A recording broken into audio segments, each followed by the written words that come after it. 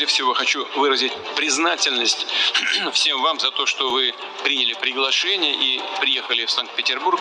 Украинаға соғыш ашып, елерлік изоляцияда қалған Москва, Борбор Азиядағы өнөктөштөрүн өз орбитасынан чыгарбоо жана постсоветтик аймактагы уюм альянстарды бекемдөө аракетин көрүп жатканын элалык мамилелер боюнча адистер бир ооздон белгилешүүдө. Чынында быйыл чөлкөмдө Орусия катышкан жогорку деңгээлдеги жолугушуулардын саны рекорддук чекке жетти. Ошол эле маалда аймактагы өлкөлөр Украинадагы урушту ачык колдобой, батыштын санкцияларына чоочулап, тең салмактуу саясатка артыкчылык бергендей. 2022 жылдын февралынан бери Орусия менен Борбор Азиянын мамилеси кандай нукта өнүгүп жатат?